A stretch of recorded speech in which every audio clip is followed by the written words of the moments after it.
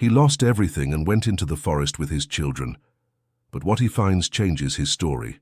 Marcus Bennett walked along the uneven trail carrying the heavy backpack on his shoulders, while his two children followed him in silence.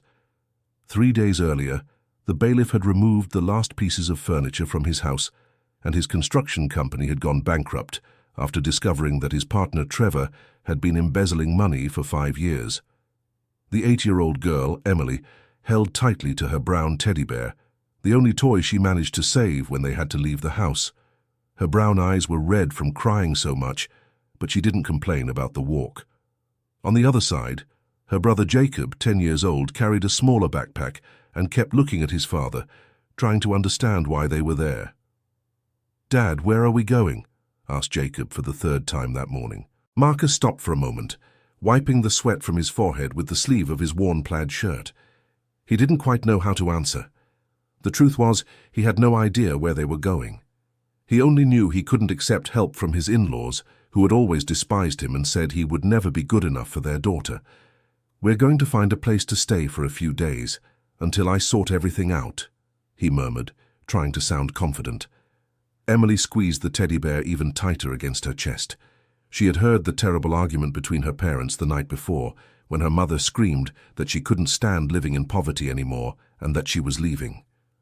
In the morning, Rachel had disappeared, taking only her jewelry and leaving a note saying she would return when he got his life in order.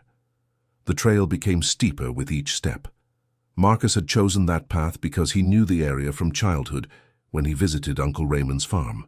But it had been over 15 years since he had been there, and the trees seemed to have grown, making everything more closed in and gloomy. "My foot hurts," complained Emily, stopping walking. Marcus turned and saw that his daughter's sneaker was torn on the side, and her small foot had a shallow cut. His heart tightened. What kind of father was he, taking his children into the middle of the woods with no plan? "Let me see that," he said, kneeling down to examine the injury. It was just a scratch, but Emily was tired and hungry. Jacob also looked exhausted, though he tried to hide it so as not to worry his father further. The sun was beginning to set when they finally spotted a small light among the trees. Marcus felt immense relief. They walked toward the light and discovered a small wooden house surrounded by flower beds and a well-kept vegetable garden. An elderly lady was on the porch, watering some potted plants. When she saw them approaching, she watched them with curiosity, but without fear. "Good evening, ma'am," said Marcus, taking off his cap as a sign of respect. "Sorry to bother you. We're looking for a place to spend the night." The woman, who appeared to be in her mid-60s, had white hair tied in a bun and kind blue eyes. She wore a simple floral cotton dress and an apron with pockets. "My name is Dorothy Williams," she introduced herself, coming down the porch steps. "Are you lost?" Marcus hesitated. How to explain to a stranger that he had lost everything and was running from his own reality? "Not exactly lost, Mrs. Dorothy. It's just that—" He swallowed dryly. "We're going through some problems and need a place to stay for a few days." Dorothy looked at the two children and immediately realized something was wrong. Emily was shivering from the cold, and Jacob had deep, dark circles under his eyes. "Are you hungry?" she asked, addressing the children. "A little," admitted Emily in a low voice. "I'm not," lied Jacob, but his stomach growled at that very moment. Dorothy smiled tenderly. "How about coming in for some hot coffee and something to eat? Then we can talk better." Marcus shook his head. "No, ma'am, thank you for the kindness, but we don't want to be a bother. Can we camp out there in the back of your property? I promise we won't cause any trouble." "Camp?" Dorothy seemed worried. "It's going to be cold tonight, and the girl is already shivering. I have blankets in the backpack." Marcus tried to convince her, and himself. Dorothy observed the family for a few seconds. There was something about that man that touched her deeply. Perhaps it was the poorly disguised desperation in his eyes, or the protective way he positioned himself in front of his children. "All right," she gave in. "You can camp in the back, but at least let me bring some hot coffee for the children." Marcus wanted to refuse again, but Jacob and Emily were looking at him with a silent plea. For 2 days they had eaten only bread and milk that he had bought with the last dollars he had. That would be very kind of you, ma'am," he finally admitted. Dorothy smiled and went back inside. 15 minutes later, she returned with a tray containing coffee with milk, homemade cookies, and ham and cheese sandwiches. "My goodness, how delicious!" exclaimed Emily, grabbing a cookie. "Did you make these cookies, Mom?" asked Jacob, impressed. "Yes, I did, dear. I like to cook, even living alone." Marcus realized that Dorothy was also alone and felt a pang of guilt for invading her property. "Do you live here alone, Mom?" he asked. "I do. My husband passed 3 years ago. The children moved to the big city and left me here with this property I don't even know how to take care of properly anymore." There was a subtle sadness in Dorothy's voice, but she quickly masked it, focusing on serving more coffee for the children. "Daddy, can I ask for another sandwich?" whispered Emily. "Of course you can, dear," replied Dorothy before Marcus could say anything. "Eat as much as you like." Dear listener, if you're enjoying the story, please take a moment to leave a like and especially subscribe to the channel. It helps us a lot as we're just starting out. Now continuing.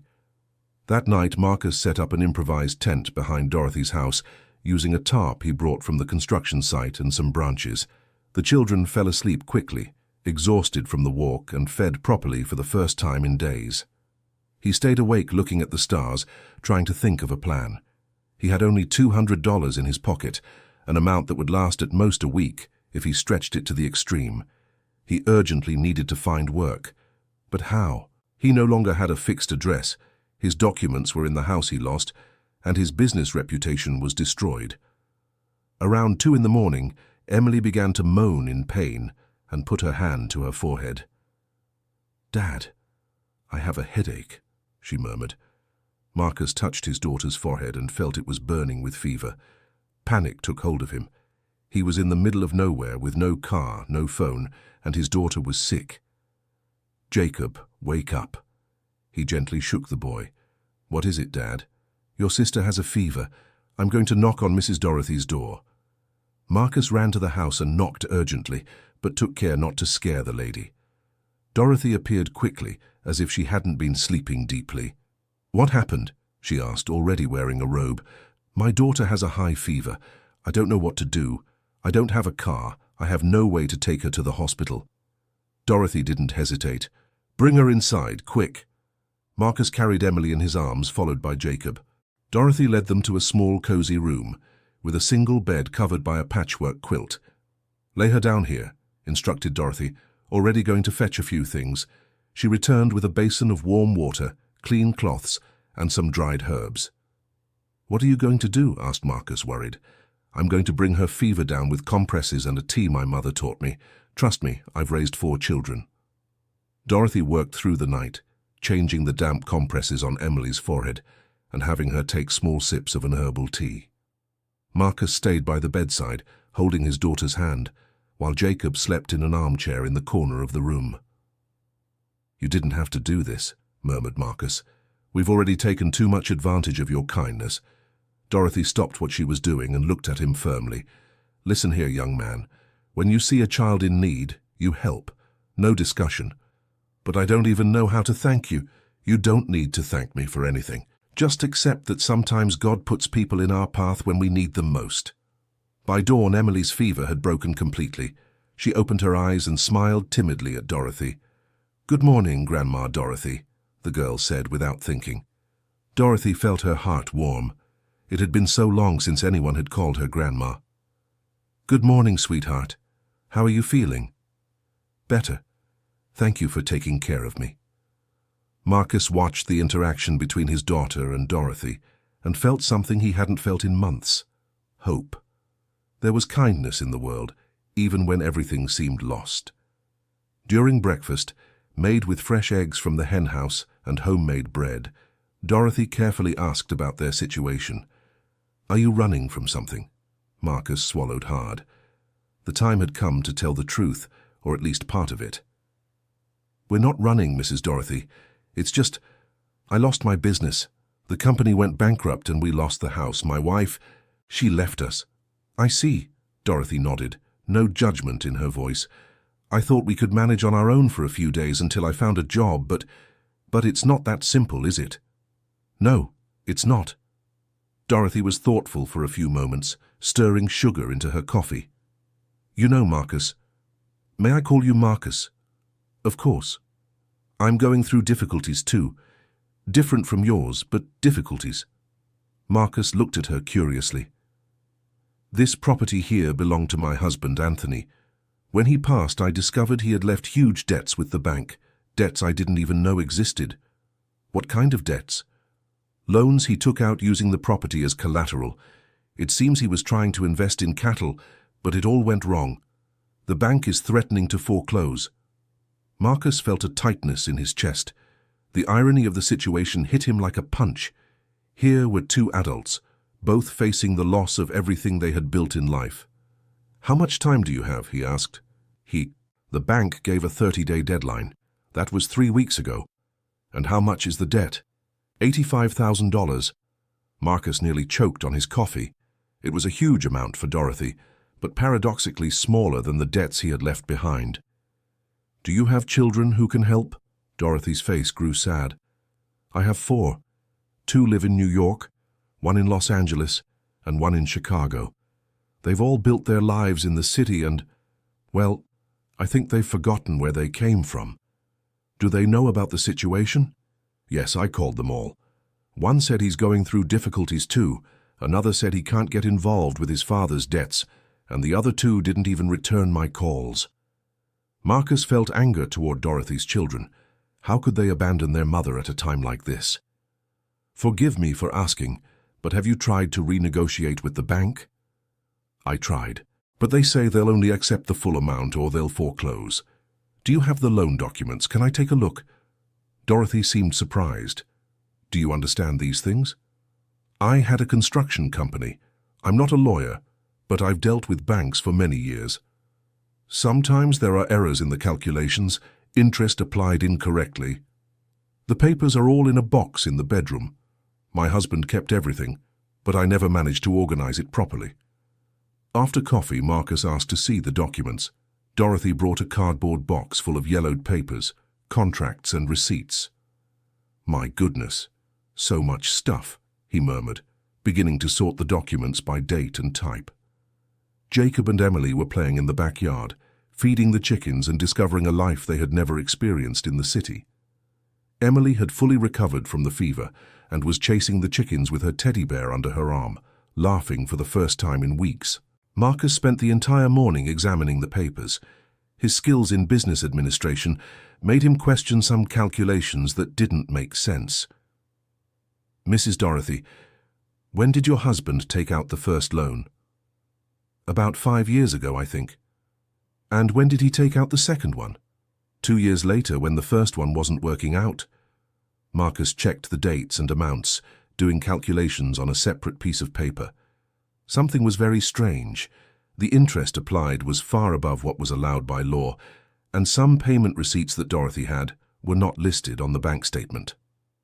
Did you make some payments in cash? Yes, I did. My husband always preferred to pay in cash. He said it was more reliable.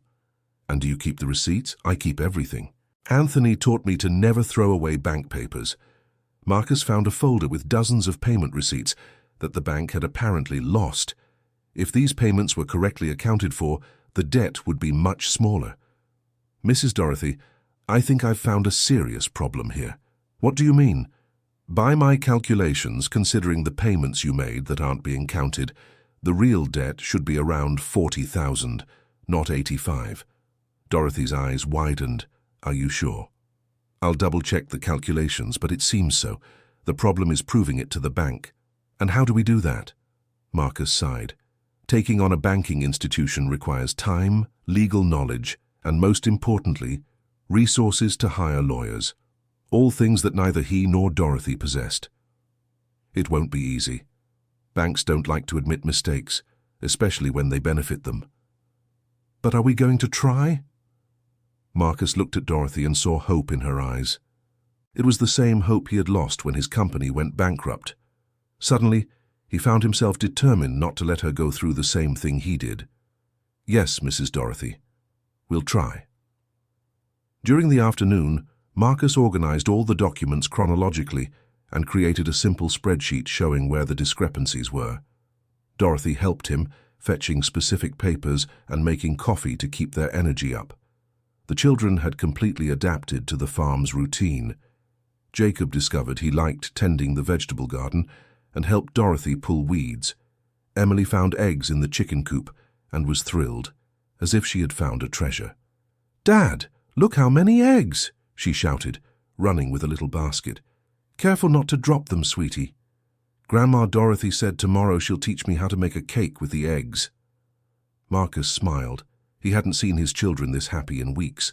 Rural life, away from the pressures of the city, was doing them good. "Dad, can I sleep in the house tonight?" asked Emily during dinner. "Sweetie, we don't live here, we're just Mrs. Dorothy's guests."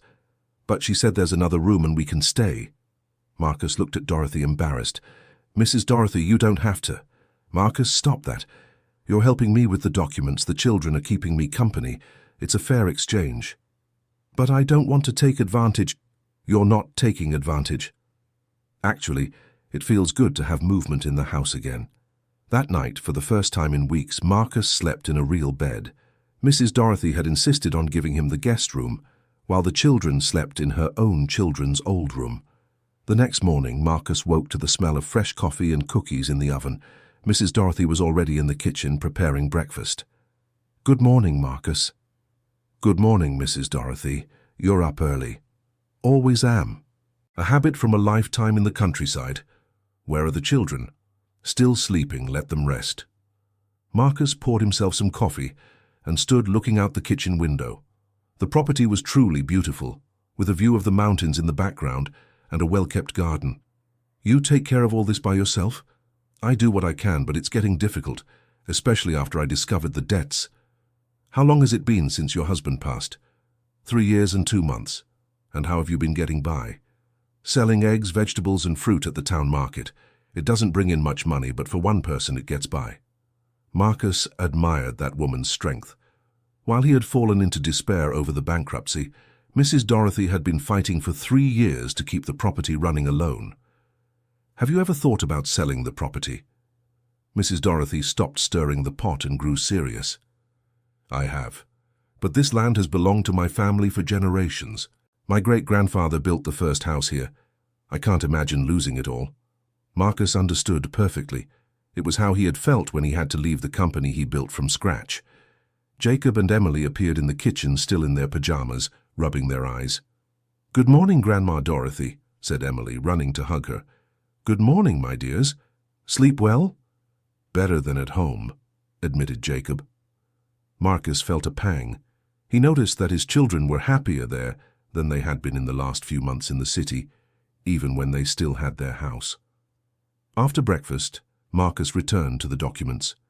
Mrs. Dorothy went to tend to the property chores, and the children followed her, fascinated by every activity. It was then that Marcus found something that completely changed his perspective on the case. Among the older papers was a letter that Anthony had written but never sent, addressed to the bank. In the letter, he reported pressures he was suffering from the manager to take out unnecessary loans. "Mr. Stephen Thompson called me again today, insisting I take out another loan to expand the business. He said I was missing an opportunity and that the interest rates were low. But I don't need more money and the rates don't seem as low as he said."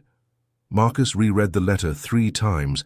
The name Stephen Thompson sounded familiar, but he couldn't remember where he knew it from. "Mrs. Dorothy," he called, "what is it?" "Do you know a bank manager named Stephen Thompson?" Mrs. Dorothy's face closed off immediately. "I do. He's the one handling my case now." "And what is he like?" "Very insistent. Always saying there's no way out, that I have to pay everything or lose the property." Marcus felt a chill in his stomach. He was beginning to understand that perhaps it wasn't just a coincidence. "Mrs. Dorothy, this Stephen Thompson, has he worked at the bank for a long time?" "He has. At least 10 years that I know of." "And did he handle your husband's account personally?" "He did. He was always the one calling to offer things." Suddenly, Marcus remembered where he had heard that name. Stephen Thompson was the same manager who had approved several fraudulent loans for his former partner Trevor without proper credit analysis, loans that contributed to his company's bankruptcy. The discovery left him in shock. Could it be that the same man was behind both situations? Mrs. Dorothy, I need to tell you something very serious.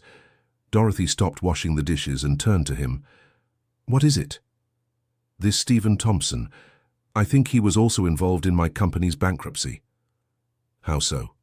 Marcus told her about Trevor and the fraudulent loans he discovered too late. He explained how Stephen Thompson had approved extremely high amounts without adequate collateral, knowing Trevor would never be able to repay. So, you think he did the same thing to my husband? It's possible. Maybe he pressures people into taking loans they don't need, knowing they won't be able to pay. Then the bank forecloses on the collateral and takes the assets. Dorothy sat down heavily on a chair. You mean my Anthony might have been tricked? Could be. But we need proof. What kind of proof? Documents showing the loans were made improperly, recordings of conversations, other similar cases. And where are we going to find that? Marcus thought for a few moments. First, let's see if we can find other clients who went through the same situation. If Stephen did this multiple times, he must have left traces. How are we going to find these people? I'll go into town tomorrow and ask around. Sometimes people talk about these things. Dorothy nodded, but Marcus could tell she was frightened by the possibility of facing a bigger fight than they imagined. Dear listener, if you're enjoying the story, please take a moment to like and especially subscribe to the channel. It helps us a lot as we're just starting out. Now continuing. The next morning, Marcus walked down to the nearest town, which was about 5 kilometers away. He left the children playing with Dorothy and promised to be back before lunch. The town was small, with a central square where a market was held twice a week. Marcus talked to some shopkeepers and residents, asking discreet questions about the bank and specifically about Stephen Thompson. Ask Stephen, said Mr. John, the owner of the general store. That guy is no good. He's already swindled half the folks around here. How so? He goes around offering easy money to everyone, then charges outrageous interest. I know at least 5 families who lost their properties because of him. Marcus felt his heart race. He was on the right track. Do you know any of those families? Would they be willing to talk? Talk about what? Marcus quickly explained Dorothy's situation and his suspicion that Stephen was acting improperly. If it's to bring that scoundrel down, I'll help, said Mr. John. I'll give you the addresses of 2 families who went through the same thing. Marcus spent the morning visiting the families he was referred to. The accounts were frighteningly similar. Stephen would call offering loans with low interest, pressure them into borrowing more than they needed, and then apply rates far above what was promised. The Bennett family had lost a 15-acre farm. The Parker family lost a commercial property downtown. Both had documents proving the irregularities. We tried to hire a lawyer, explained Mrs. Mary Bennett, but they charge a fortune, and the bank has powerful lawyers. But what if we joined several families in a joint lawsuit, suggested Marcus. Do you know any lawyer who would take it?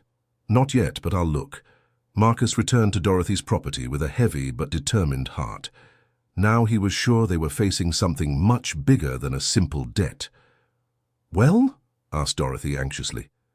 Mrs. Dorothy, you won't believe what I found out. Marcus told her about the other families and the accounts he had heard. Dorothy grew increasingly outraged. You mean this man destroyed several families? It seems so, and apparently he has the bank's protection. What are we going to do? We'll fight, Mrs. Dorothy. We'll bring all these families together and find a way to report this scheme. But we don't have money for a lawyer. We'll figure something out. I can't let this man keep doing this to people. At that moment, Marcus realized he had found a purpose. He was no longer fighting just to help Dorothy. He was fighting against an injustice that had affected his own life too. The children came running, interrupting the serious conversation. Dad, Grandma Dorothy taught me how to milk a cow, shouted Jacob, euphoric. And I learned how to make bread, added Emily. Marcus smiled, seeing how his children were thriving in that environment. Far from the city rush, they were discovering skills they would never have learned otherwise. That's great, kids. You're learning important things. During dinner, Dorothy asked a question that changed the course of the conversation. Marcus, can I ask you a personal question? Of course.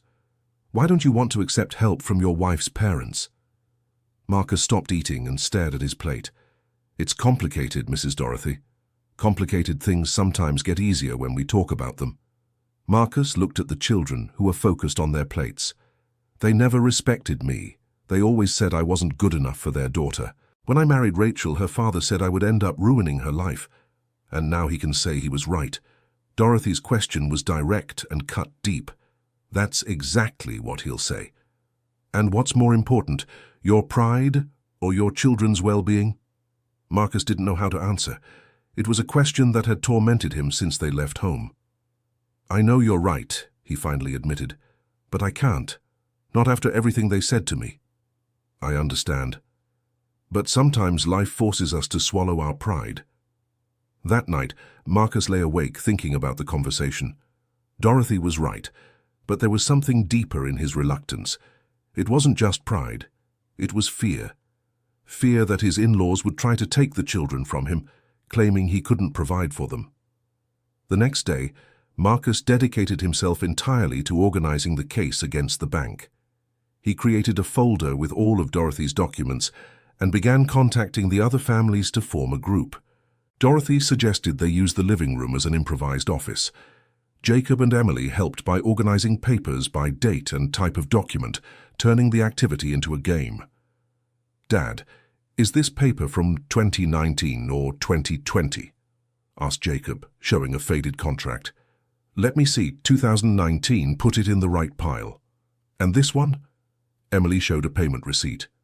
That one goes in the blue folder. Marcus was moved, seeing how his children were helping. Even without fully understanding what was happening, they sensed it was important and wanted to contribute. Around noon, an unexpected visitor arrived. A man in a grey suit got out of a black car and rang the bell. Can I help you? Asked Dorothy, answering the door. Good morning, Mrs. Williams. My name is Stephen Thompson from the Regional Bank. I've come to talk about your situation. Marcus, who was in the room organizing papers, felt his blood run cold. It was him. The man who had helped destroy his company and was now threatening to take Dorothy's property. Mr. Stephen, said Dorothy, trying to maintain her composure, I wasn't expecting your visit. Well, Mrs. Williams, I'm here to make one final proposal before we proceed with legal measures. Marcus stood up silently and listened from the room without showing himself. What proposal? Asked Dorothy. The bank is willing to settle the debt for $70,000 in cash. It's a generous discount of $15,000. $70,000 is a lot of money, Mr. Stephen. I don't have that amount. Well, then you could consider selling the property. I have a client interested in buying it for $80,000. It would be enough to pay off the debt and still leave something for you. Marcus realized the scheme immediately. Stephen probably had a buyer who would pay much more than $80,000, but was offering this amount knowing Dorothy was desperate. I need to think, said Dorothy. Mrs. Williams, I'll be frank, the property is going to auction next week. If you don't accept my proposal, you'll leave here with nothing. You said I had 30 days. It's only been... There was a change in the deadline by court order. You must have received the notification. I didn't receive any notification. It must have gotten lost in the mail. But that doesn't change the fact that the deadline was changed. Marcus knew this was irregular. Deadline changes need to be formally notified, and losing a notification in the mail is not a valid excuse. Mr. Stephen, Dorothy tried to buy time. Can I give you an answer tomorrow?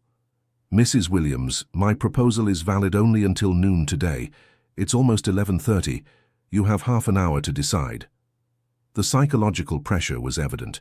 Stephen was using intimidation tactics to force a quick and desperate decision. Marcus couldn't stay quiet any longer. He left the room and went to the door. Good morning, he said, approaching. Stephen looked at Marcus with surprise and suspicion.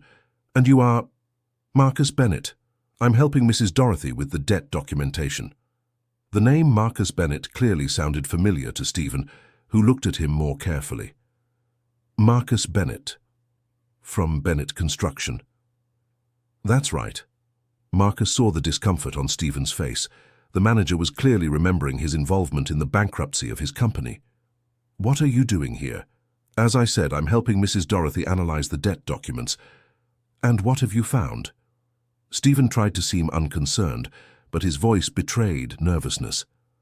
I've found several irregularities in the calculations. Payments that weren't recorded, interest applied above the permitted rate. That's impossible. Our calculations are always accurate.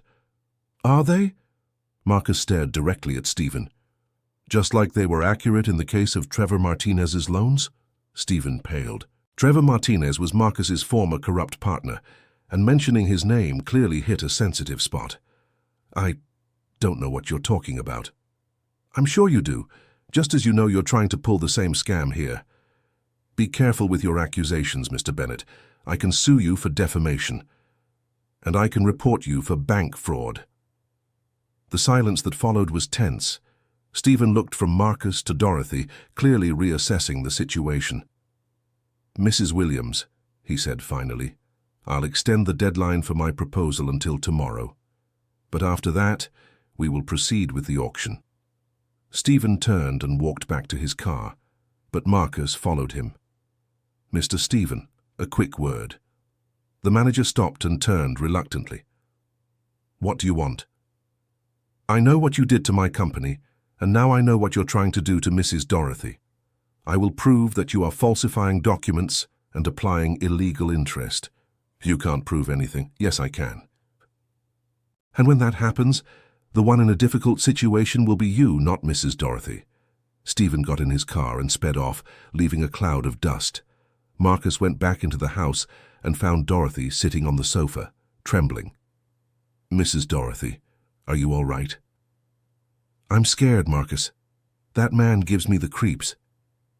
You don't need to be afraid. We won't let him do this. But what if he's telling the truth about the auction? Even if it is, we'll find a way to stop this. Marcus sat down next to Dorothy and held her hand. Mrs. Dorothy, I need to tell you something. This Stephen Thompson isn't just a dishonest manager. He's part of a bigger scheme. What do you mean? He works with other people to commit loan fraud and take the victims' properties.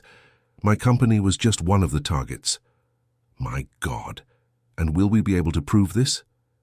Yes, we will. But you need to have the courage to fight. I have courage, Marcus. This land is all I have left from my life with Anthony. I won't give up without a fight. Marcus admired Dorothy's determination. Even though she was a woman in her 60s living alone, she was willing to face a bank corruption scheme. Then let's get to work. We have until tomorrow to organize our defense. Marcus spent the rest of the day calling the other families victimized by Stephen, organizing a meeting for that evening. If they were going to fight the scheme, they needed to do it together. At 7 in the evening, the living room of Dorothy's property was full. 5 families attended, all with similar stories involving Stephen Thompson. Everyone, Marcus began, everyone here has lost assets because of this manager's illegal practices. Alone, we are easy targets. Together, we can turn this situation around. But how? Asked Mr. Joseph Parker. We've tried everything. First, we're going to document all the irregularities. Second, we're going to find a lawyer who will work for a percentage of what we manage to recover. Third, we're going to the media to expose the scheme. Mrs. Mary Bennett raised her hand. Marcus, you said this man also harmed your company. He did. He approved fraudulent loans for my former partner, knowing it would be impossible to pay. When the company went bankrupt, we lost everything. So you have a personal interest in taking him down? I do. But mainly I can't stand seeing honest families being harmed by these people. The meeting lasted until almost midnight. In the end, everyone agreed to form a group to fight Stephen and the bank collectively. Marcus stayed up late organizing the documents from all the cases. The similarities were striking. Everyone had been pressured into taking out unnecessary loans. Everyone had suffered unilateral changes to their contracts, and everyone had had payments lost by the bank's system. Marcus, called Dorothy, appearing in the room with 2 cups of coffee. Aren't you going to sleep? I'm almost finished. I want to have everything organized for tomorrow. We'll continue tomorrow. Now you need to rest. Marcus accepted the coffee and sat down next to Dorothy on the sofa. Mrs. Dorothy, can I ask you a question? Of course. Aren't you afraid that all this will go wrong and make our situation worse? Dorothy was thoughtful for a few moments. Yes, I am afraid. But do you know what I discovered in these 3 years since my husband passed? What? That you can lose all material things and still go on living, What you can't lose is your dignity. What do you mean? When Anthony passed, I thought my life was over, but then I realized that life goes on, with or without him. What matters is how you choose to live each day. Marcus was moved by Dorothy's words. She had lost her husband and was about to lose her property, but she maintained an admirable inner strength. You are a very courageous woman. I'm not courageous, Marcus. I just learned that sometimes we have no choice but to be strong. And your children, aren't you resentful of them for not helping? Dorothy sighed deeply. I am sad, I won't lie. I raised 4 children with a lot of love. I worked hard to give them all an education. I hoped that at least one would remember me in my time of need. But do they know how serious the situation is? They do, but each has their excuses. One is unemployed, another is separating from his wife, the third said she can't get involved with her father's debts, and the fourth doesn't even return my calls. Marcus felt anger toward Dorothy's children. How could they be so insensitive to their mother? You know what hurts me the most? Dorothy continued. It's not even the money. It's realizing that I raised children who didn't learn basic values like gratitude and family responsibility. You did the best you could at the time. I did, but perhaps I failed to teach that family is more important than money. The conversation was interrupted by Emily, who appeared in the living room rubbing her eyes. Dad, I can't sleep. What is it, honey? A nightmare? No, I'm scared we might have to leave here. Marcus and Dorothy exchanged glances. Emily had picked up on the adult's tension. Come here, sweetheart, called Dorothy, opening her arms. Emily ran to her, and they snuggled on the sofa. Grandma Dorothy, are we going to have to leave? I don't know, dear, but as long as you're here, I'll take care of you as if you were my own grandchildren. I like it here. It's better than our old house. Marcus was surprised by his daughter's statement. Why, Emily? Because here everyone really likes each other. At our house you guys fought a lot. The child's innocence brought a painful truth to light. Marcus realized that even though they were going through extreme difficulties, the children were happier there than in the last months of their old life. Emily, no matter where we are, Daddy will always take care of you and Jacob. I know, Daddy, but I want to stay here with Grandma Dorothy. Dorothy hugged the girl tightly to her chest, tears in her eyes. And Grandma wants you to stay too. Marcus took Emily back to bed and kept thinking about the conversation. His 8-year-old daughter had expressed something he hadn't yet had the courage to admit. They were happier as an improvised family on that rural property than they had been in their previous life. The next morning, Marcus woke with renewed determination. He wasn't just fighting to help Dorothy, he was fighting for his own family's future. At 9 in the morning, a car arrived at the property. Marcus thought it might be Stephen returning, but it was an older, well-dressed man who introduced himself as Dr. Augustus Mitchell, a retired lawyer. I heard you're having problems with the regional bank, he said. How did you hear? Mrs. Mary Bennett is my neighbor.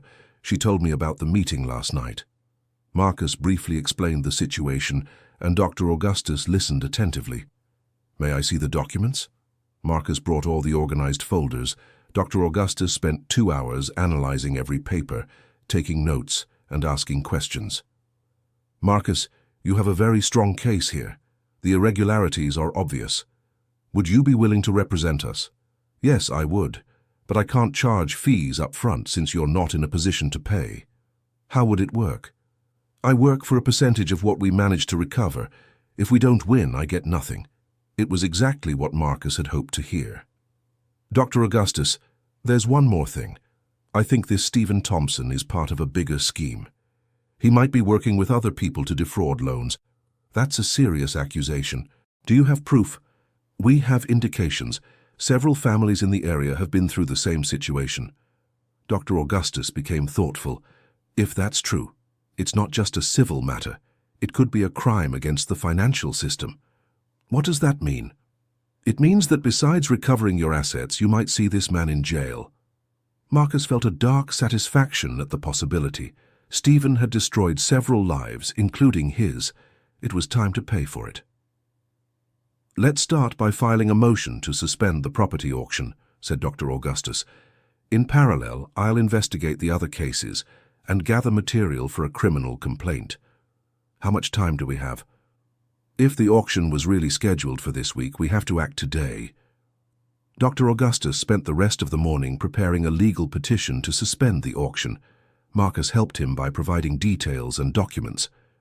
In the afternoon, another unexpected visitor arrived. An elegant woman, around 50 years old, stepped out of an imported car. Marcus recognized her immediately. It was Rachel, his ex-wife. "Marcus," she said, approaching. "Rachel, what are you doing here?" "I came to get the children." Marcus felt his heart race. "How did you find us?" "It wasn't hard. I asked some people in town."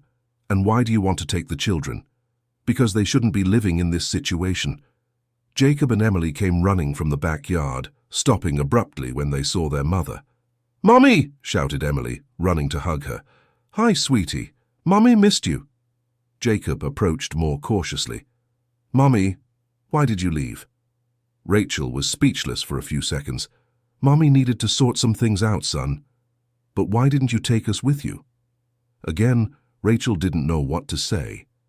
Marcus realized she didn't have a convincing explanation for the children. "Rachel, can we talk in private?" asked Marcus. They moved away near her car. "What do you want, Rachel?" "I want to take the children with me." "To where?" "I'll stay at my parents' house until you sort out your situation." "And then?" "Then we'll see." Marcus crossed his arms. "That won't work, Rachel." "Why not?" "Because you abandoned your children. You can't show up now and want to take them as if nothing happened." "I didn't abandon anyone. I just needed some time." "Some time? You ran away at the first sign of trouble and left the children without any understanding." Rachel became defensive. "Marcus, look at their situation. Living in the middle of nowhere, no school, no structure. They are happy here." "Happy? How can they be happy in this situation?" Dorothy appeared on the porch, watching the discussion from afar. "Rachel, would you like to talk with the children before making any decision?" "I already did. They're coming with me." "Did you ask them what they want?" Rachel seemed surprised by the question. "They're children, Marcus. They don't know what they want." "Yes, they do, and they want to stay here." "How can you be so sure?" Marcus called the children. "Jacob, Emily, come here." The two children approached, sensing the tension in the air. "Kids, your mom wants you to go with her to your grandparents' house. What do you think?"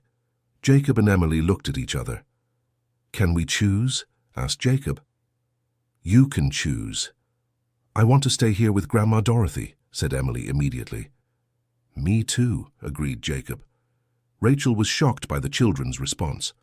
"But why? At your grandparents' house you'd have everything. Video games, internet, private school." "But we wouldn't have Grandma Dorothy," said Emily. "And we wouldn't have Dad," added Jacob. Marcus felt his heart warm with his children's show of loyalty. "Rachel, are you listening?" "Marcus, they don't understand the situation. They're just children." "They understand perfectly.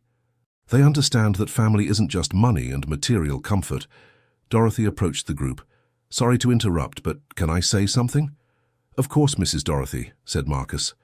"Rachel," Dorothy addressed Marcus's ex-wife, "I understand your concern for the children. Any mother would be worried. Thank you for understanding. But I need to tell you something. In the last few days, I've seen these children happier than they've probably been for a long time." "How can you know that?" "Because they talk. They talk about how you used to fight at home, about how tense you felt, about how hard life was before." Rachel was left speechless. Here they wake up smiling, help with the chores, play without video games, and sleep peacefully. That's what every child should have. "But what about education? School?" "The nearest school is 20 minutes from here. And education isn't just what you learn in a classroom." Marcus admired how Dorothy had defended the children without attacking Rachel. "Rachel, you can visit the children whenever you want, but you can't show up after weeks and want to take them away against their will." Rachel looked at the children, who were holding Dorothy's hands. "Do they really want to stay?" "We do, Mom," said Emily, "but you can come visit us." "And you can stay for dinner tonight," suggested Jacob. The children's generosity moved Rachel. She was clearly realizing she had underestimated her own children's maturity. All right, she conceded.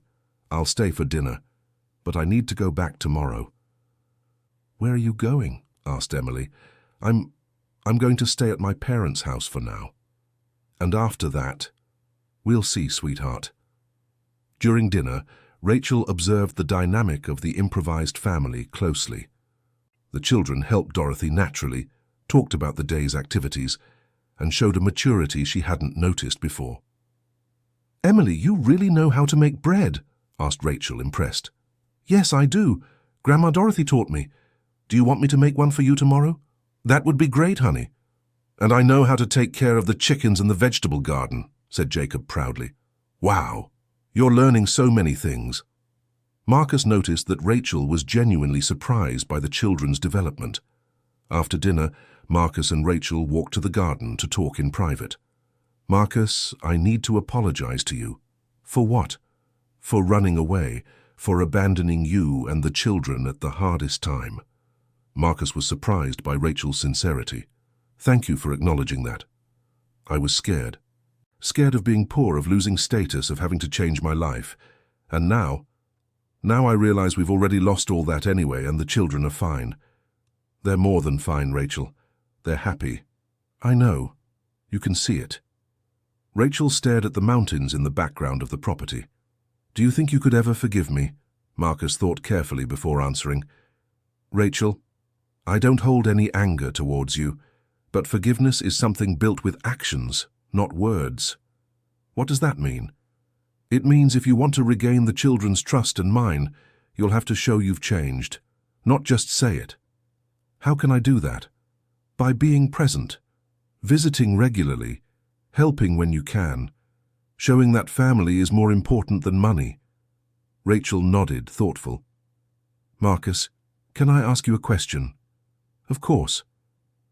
Do you have feelings for Mrs. Dorothy?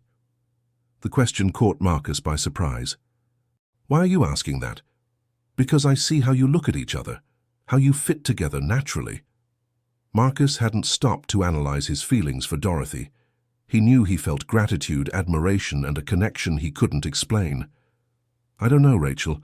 I just know that Mrs. Dorothy took us in when we needed it most, and now we're a family. A family. Yes, a family. Rachel was silent for a few moments. Maybe I lost more than the house and the money. What do you mean? Maybe I lost you. Marcus didn't know how to respond. There was truth in Rachel's words, but there was also a possibility of rebuilding. Rachel, you haven't lost the children. They are your daughters, and they always will be. But you need to earn your place back in their lives. And you? Have I lost you? Marcus looked into Rachel's eyes and saw genuine regret. Rachel, we've been through a lot. I don't know if we could ever go back to being what we were before. I don't know either. But I'd like to have the chance to find out.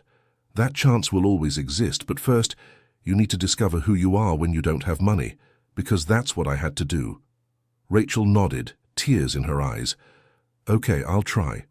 The next morning, Rachel said goodbye to the children, promising to come back on the weekend. Marcus noticed she was genuinely emotional as she left. Dad, said Jacob after Rachel was gone, do you think Mum has changed? I don't know, son, only time will tell. I hope so, but if she hasn't, that's okay too. Marcus was impressed by the maturity of his 10-year-old son. Why? Because we have Grandma Dorothy now, and that's enough. Emily agreed with her brother. It's true, Grandma Dorothy is the best grandma in the world. Marcus hugged his children, moved by the capacity for adaptation and forgiveness they showed. At 10 in the morning, Dr. Augustus called with important news. Marcus, I got an injunction suspending the property auction. Really? How? The judge considered there are evident irregularities in the bank's documents. We have at least 30 days to prepare our defense. And the other cases? I'll file similar actions for all the families, but I also have even better news. What? I made contact with a prosecutor who investigates crimes against the financial system. He's interested in the Stephen Thompson case. Marcus felt a wave of relief and anticipation. When can we speak with him? This afternoon. Can you come to the city with the documents? Yes, I can. Dear listener, if you're enjoying the story, please take a moment to like and especially subscribe to the channel. It helps us a lot as we're just starting out. Now continuing. Marcus spent the rest of the morning organizing all the documents Dr. Augustus had requested. Dorothy helped him, and the children participated by carrying folders and checking if anything was missing. "Dad, what will happen if you win?" asked Jacob. "If we win, Grandma Dorothy won't lose the property. And can we keep living here?" Marcus looked at Dorothy, who smiled discreetly. "If Grandma Dorothy allows it, we can stay as long as she wants." "Forever?" asked Emily. "If she wants, forever." The children were thrilled at the possibility. "Can I paint my room?" asked Emily. "Yes, you can, my dear," replied Dorothy. "What color do you want?" "Pink with butterflies."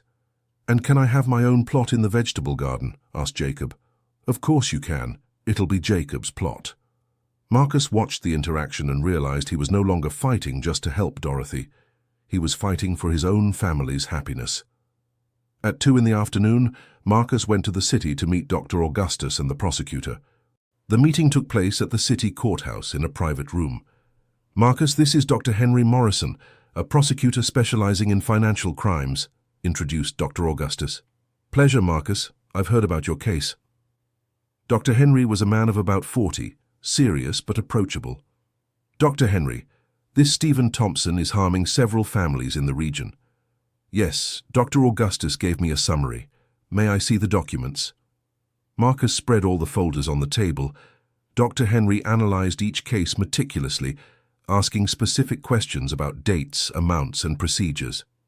"Marcus, you said this man also harmed your company." "He did. He approved fraudulent loans for my former partner, knowing it would be impossible to repay." "Do you have documents that prove this?" "I have some, but most remained with the bankruptcy trustee. We can officially request those documents, Doctor." Henry continued analyzing the papers for another hour. "Everyone, you have enough material for a solid criminal complaint. This Stephen Thompson has apparently been developing a bank fraud scheme for years." "What does that mean in practice?" asked Marcus. "It means that besides recovering the family's assets, he can be arrested and the bank can be heavily fined." "And how long does that take?" "The civil actions to recover the assets might take a few months. The criminal complaint could take longer, but in the meantime, he's suspended from his duties." Marcus felt they were finally on the right track. "Dr. Henry, what do you need from us?" "I need you to formally file the criminal complaint. I also need detailed testimonies from all the victims." "We can organize that." "Great. I'll start the investigation immediately." Marcus returned to Dorothy's property with a sense of victory. For the first time in months, he felt he had control over the situation. "So?" asked Dorothy anxiously. "Mrs. Dorothy, we have a real chance of winning." Marcus told her about the injunction that suspended the auction and about the criminal investigation against Stephen. "You mean I won't lose the property?" "Probably not. And if our suspicion is correct, you'll even receive compensation for the damages." Dorothy sat down heavily in a chair and began to cry. "Dorothy, are you okay?" Marcus worried. I'm relieved. For 3 years I've lived in fear of losing everything." "You won't lose it. We won't let that happen." "Marcus, how can I thank you?" "You don't need to thank me, Mrs. Dorothy. You've already done much more for us than we can ever repay." "What do you mean?" "You gave us a home when we had nowhere to go. You gave us hope when everything seemed lost. You taught us that family isn't blood, it's love." Dorothy stood up and hugged Marcus tightly. "Marcus, can I confess something to you?" "Of course." "These last few days have been the happiest I've had since my husband passed." "Why?" "Because I feel useful again. I'm taking care of a family again. I have a purpose again."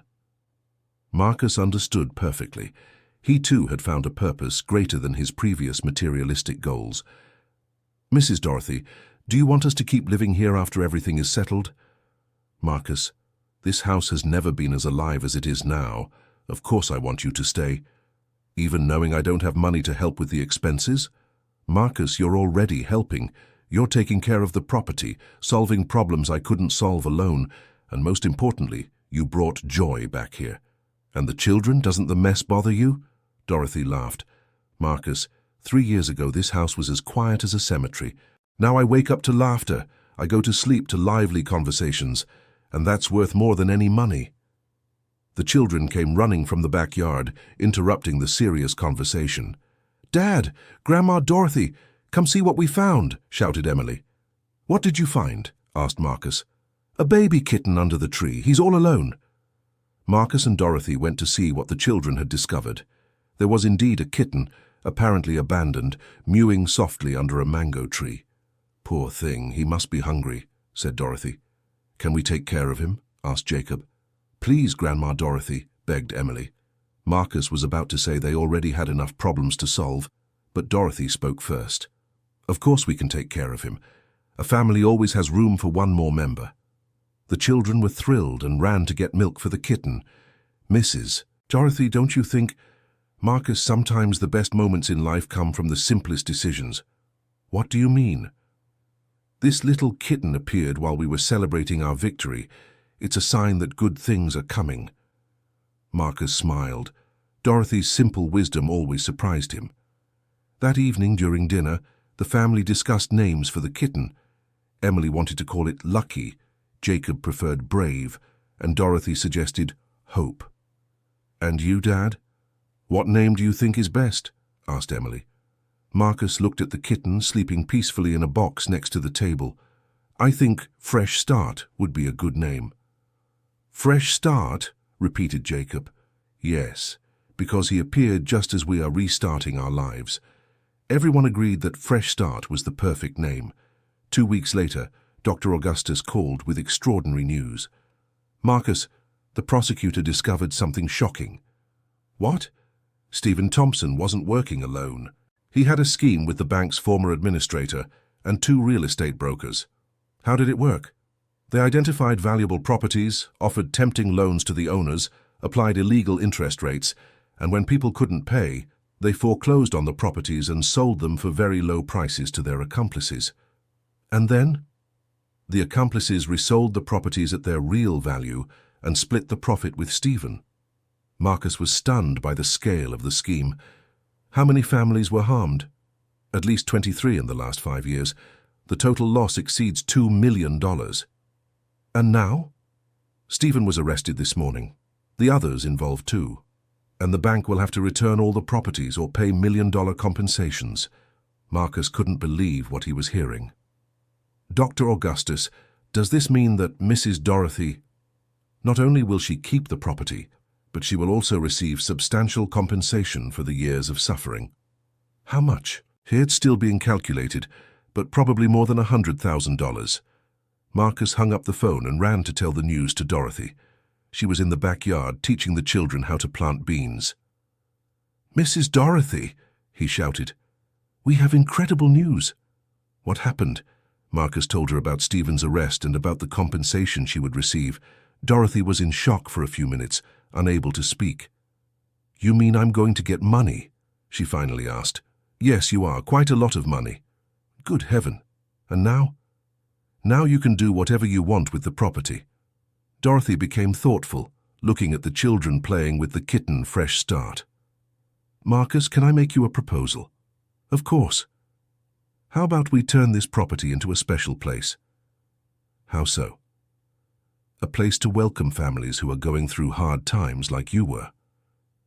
Marcus was impressed by Dorothy's generosity. Like an inn? It would be more than an inn. It would. It would be a place where families in crisis could reorganize, learn new skills, and discover that it's possible to start fresh. You want to help other people like you helped us. I do. This property is big. It has several empty rooms, and now it will have resources for improvements. And me? How would I fit into this? You would be my partner. You'd handle the administrative part. I'd handle the human part. Marcus was moved by the proposal. It was exactly the kind of work that would give his life meaning. Mrs. Dorothy, it would be an honor to be your partner. Then it's decided. We'll create a unique place in the world. The children, who had overheard part of the conversation, were thrilled. Does that mean we'll have more kids to play with? Asked Emily. Yes, it does, my dear. And can I teach them how to take care of the garden? Asked Jacob. Of course you can. Marcus realized that his children were excited about the idea of helping other families. The experience they had lived through had made them more empathetic and generous. The following months were a time of intense transformation. With the compensation money, Dorothy renovated the house, built new bedrooms, and created community spaces for group activities. Marcus used his business skills to structure the venture sustainably. They created a simple website, partnered with social workers in the area, and established criteria for accepting families. The first guest was a single mother with 2 children who had lost her job. Then came an elderly couple who lost their home in a flood. Next, a large family facing financial difficulties. Dad, I like having other kids here, said Emily, playing with her new friends. And I like teaching the things I've learned, said Jacob. Marcus watched his children interacting with other kids and noticed how uniquely they were developing. Far from video games and the pressures of the city, they had discovered the joy of helping and sharing. One day, Marcus received an unexpected call. Marcus, it's Edward Williams. Marcus recognized the voice of one of his former clients. Edward, what a surprise. Marcus, I heard you have a new project. Can you tell me about it? Marcus explained about the property and the work they were developing with families in need. Marcus, that's fantastic. You remember I always admired your way of dealing with people. I do remember. Well, I have a proposal. My company wants to partner with you. What kind of partnership? We want to sponsor some families and also offer professional training for the guests. It was exactly the kind of support they needed to expand the project. Edward, that would be incredible. Then let's talk in person. Can I visit you next week? Of course you can. When Marcus told Dorothy about the partnership proposal, she was moved. Marcus, it seems the project is growing beyond what we imagined. It's true, and this is just the beginning. Do you think we can help many families? I'm sure we can, Mrs. Dorothy, especially because we know exactly what they're going through. Edward's visit the following week brought even better news. He not only confirmed the partnership, but brought other business people interested in supporting the project. Marcus, you've created something unique here, said Edward, observing the dynamics of the property. How so? It's not just a guest house. It's a place where people rediscover values they lost in the rush of modern life. That's exactly what happened to us. And that's what makes the project special. You help because you know what it's like to need help. During lunch, Edward met some of the families staying there and was impressed by their testimonials. Mrs. Dorothy, in 3 months here, my family has completely restructured itself, said one of the mothers. My husband found work, my daughters are studying at the local school, and I learned to cook and sew. And the best part, her husband added, is we discovered we can be happy with much less than we thought we needed. Edward was visibly moved by the testimony. Marcus, you are truly changing lives. Our lives changed too, Edward. We found a purpose we never imagined existed. And your children, how are they adapting? Marcus called Jacob and Emily, who were playing in the backyard. Jacob, Emily, come meet Uncle Edward. The children approached politely and greeted the visitor. Hello, Uncle Edward. Welcome to our home, said Emily. Our home? Edward smiled. Yes, it is. This is our home and Grandma Dorothy's. And do you like living here? We like it a lot, replied Jacob. It's better than our old house. Why? Because here everyone helps each other and nobody gets mad about money. Edward looked at Marcus with admiration. Your children have learned lessons that many adults never learn. They had good teachers. Marcus looked at Dorothy. Before leaving, Edward made a surprising proposal. Marcus, how about we create a network of similar properties in other regions? A network? Yes, your model could be replicated in many places, helping thousands of families. That would be incredible, but it would also be a huge challenge. It would. But you've already proven you can make a difference. Imagine the impact you could have on a larger scale. Marcus became thoughtful. The idea was tempting, but at the same time frightening. Edward, let me talk with Mrs. Dorothy, and we'll think it over together. Of course. There's no rush. That night, Marcus and Dorothy stayed up late talking about Edward's proposal. What do you think, Mrs. Dorothy?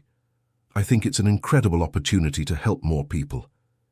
But it would also be a very big responsibility. It would, but you've already proven you know how to handle big responsibilities. And you? Would you have the energy to expand all this? Dorothy smiled. Marcus, a year ago I was about to lose everything and felt useless. Today, I feel more alive than I have in decades. So you would agree to it? I would, but on one condition. What? That this property here remains our home, our starting point. Of course, Mrs. Dorothy. This place will always be special to us. Marcus looked out the window and saw the children in the yard with Fresh Start, counting stars. You know what impresses me most about all this? What? How by losing everything material, we found things much more valuable. It's true. We found family, purpose, and most importantly, we discovered who we really are. Do you think I'm a better person today than I was before? Marcus, you were always a good person. You just needed to discover where to apply that goodness. And now I know where to apply it. Now you do. 6 months later, the Fresh Start network had 3 properties operating in different states. Each one kept the essence of the original project, welcoming families in difficulty and helping them rebuild their lives. Marcus became the general coordinator of the project, traveling between the properties and helping to implement the model. Dorothy took over the management of the original property, which became a training center for the staff of the other units. The children grew up in the environment they helped create. Jacob, now 12, was known in the region as the Garden Boy for teaching organic farming to other children. Emily, 10 years old, had become Dorothy's official helper, welcoming new residents with impressive maternal care. One Sunday afternoon, Marcus was on the porch reviewing reports when he saw a car coming up the dusty road. He recognized it immediately. It was Rachel.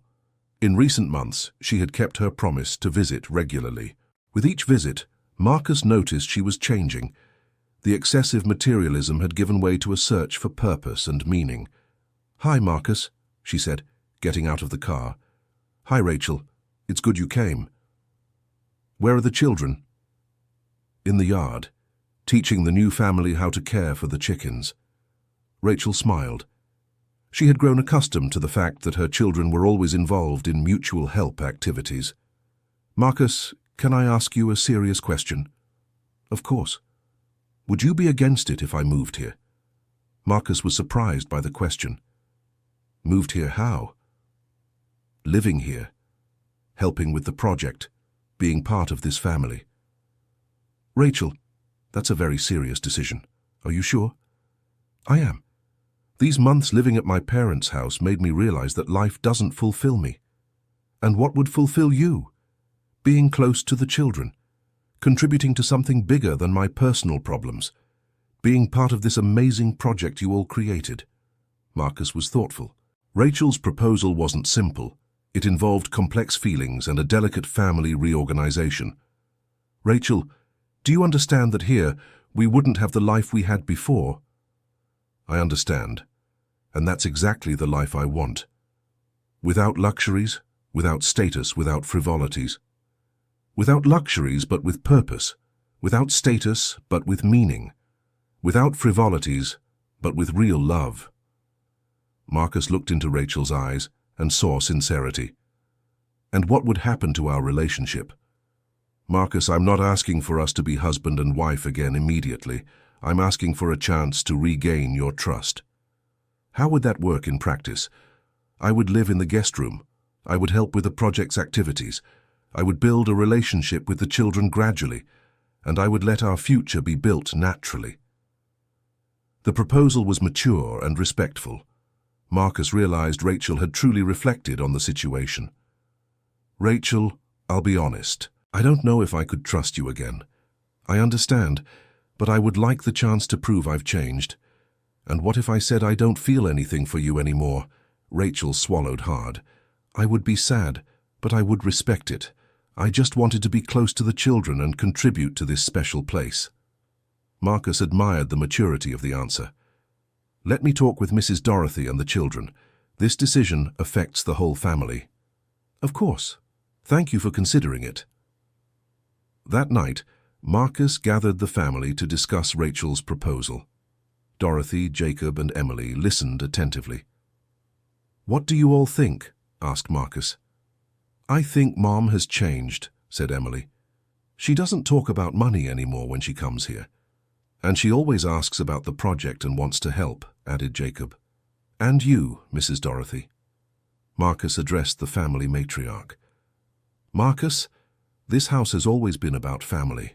If Rachel wants to be part of the family, there's a place for her. But wouldn't it be strange? It would be at first, but families adapt, and most importantly, the children deserve to have their mother nearby.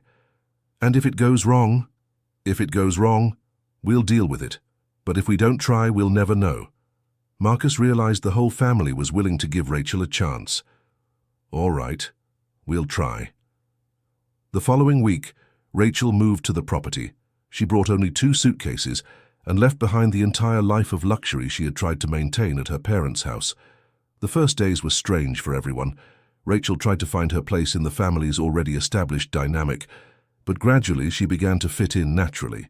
She discovered she had a talent for administrative organization and took on part of the project's bureaucracy. She also proved to be skilled in the psychological care of the hosted families, offering emotional support based on her own experience of loss and reconstruction. "Rachel," said Marcus after a month, "you're doing very well." "Thank you. I feel like I've finally found my place in the world." "How so?" "Before I lived for myself. Now I live for something bigger." "And how do you feel about that?" "Fulfilled. For the first time in my life, I feel truly useful." Marcus watched Rachel interacting with the hosted families and noticed a genuine transformation. She had developed empathy and maturity that she hadn't shown before. One day, Marcus and Dorothy were in the kitchen preparing lunch when she made a curious observation. "Marcus, you two are getting along well." "Who? Me and Rachel?" "Yes." "You really think so?" "I do. I see you talking naturally, working as a team, taking care of the children together." Marcus hadn't stopped to analyze it, but Dorothy was right. Living with Rachel was flowing better than he expected. "Mrs. Dorothy, can I ask you a personal question?" "Of course." "Aren't you bothered by Rachel being here?" Dorothy seemed surprised by the question. "Why would I be bothered?" "I don't know. Maybe out of jealousy or because it changed the household dynamics." Dorothy laughed. "Marcus, I'm not the children's mother. I'm their grandmother at heart. Their mother is Rachel. But you took care of them when she wasn't here." "I did, and it was a joy. But now that she's back, I'm happy the family is reuniting." "And what about our relationship?" Dorothy grew serious. "Marcus, can I be frank?" "You can. I knew that one day Rachel would return, and I knew you would have to decide between the past and the present. And you think I should choose the past. I think you should choose happiness, yours and the children's." "And if my happiness was to stay with you?" Dorothy smiled tenderly. "Marcus, you are 38. I am 64. You have your whole life ahead of you. Age doesn't matter when there's true love. There is true love between us, Marcus. But it's a family love, of companionship, of gratitude. It's not romantic love." Marcus was surprised by Dorothy's clarity. "How do you know?" "Because I know the difference. I had romantic love with my husband. I have family love with you all. They are different things, and both precious. And if I don't know which to choose, you will know, Marcus. The heart always knows, even when the mind is confused." That night, Marcus lay awake, thinking about the conversation with Dorothy. She was right about one thing. He needed to decide which path to take.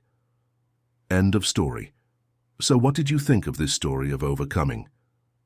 Marcus lost everything materially, but found much greater riches, family, purpose, and the ability to help other people. Dorothy showed that kindness still exists in the world, and the children learned values that many adults never discover. Tell us in the comments what moved you most on this journey. Do you think Rachel deserved a second chance? Leave your opinion and subscribe to the channel for more heart-touching stories.